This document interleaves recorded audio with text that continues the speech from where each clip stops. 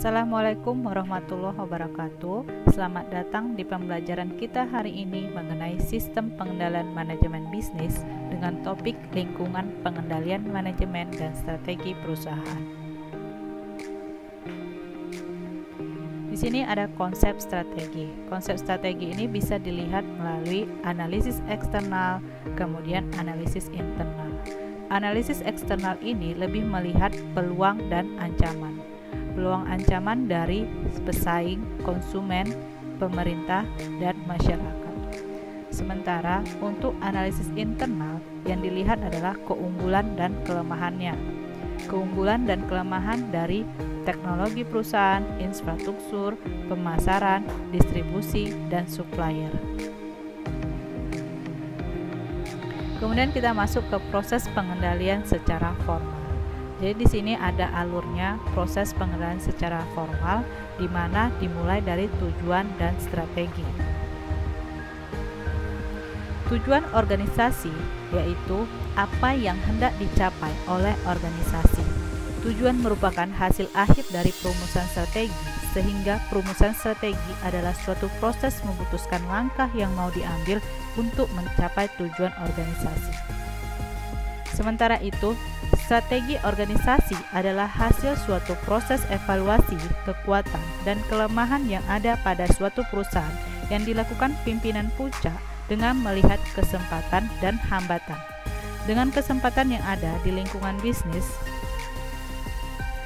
rencana besar organisasi yang hendak dilaksanakan untuk jangka panjang tertuang dalam strategi organisasi. Selanjutnya kita masuk ke perencanaan strategi. Perencanaan strategi ini merupakan proses menentukan program yang hendak dilaksanakan organisasi dan alokasi sumber daya yang hendak dialokasikan untuk setiap program untuk masa yang akan datang. Pernyataan formal perencanaan strategi adalah rencana strategi dan prosesnya disebut perencanaan strategi. Dari perencanaan strategi ini masuk ke penyiapan anggaran.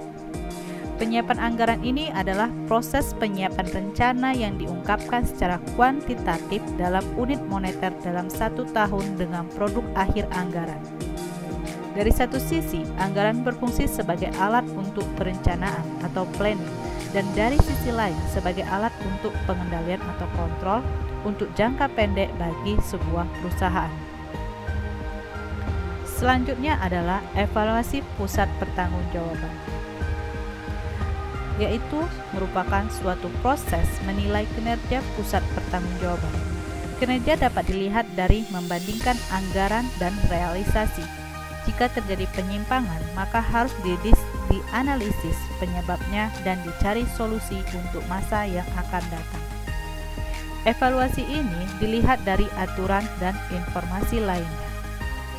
Aturan adalah semua jenis instruksi dan pengendalian yang formal, termasuk deskripsi pekerjaan, SOP atau Standard Operational Procedure, manual, kode etik, dan sebagainya.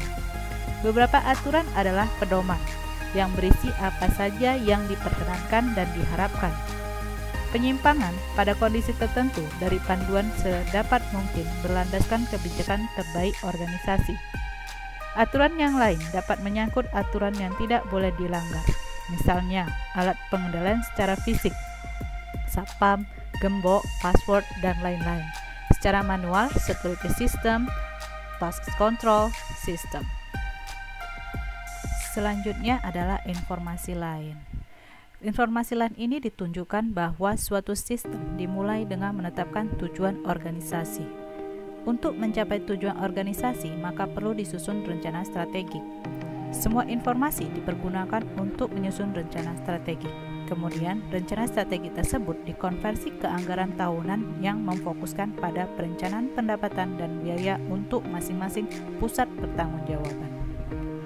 Dari evaluasi pusat pertanggungjawaban ini, dilihatlah apakah kinerja memuaskan atau tidak. Nah, jika kinerja memuaskan, maka ada namanya manajemen kompensasi. Jadi, manajemen kompensasi ini mencakup mekanisme pemberian kompensasi bagi anggota organisasi dalam rangka memberikan penghargaan bagi anggota organisasi serta mendorong motivasi anggota organisasi untuk mencapai tujuan organisasi.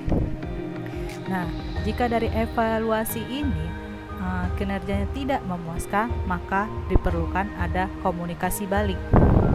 Nah, komunikasi balik ini akan terjadilah koreksi tindakan.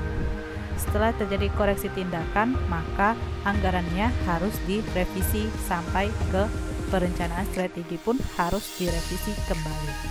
Demikianlah proses pengendalian secara formal.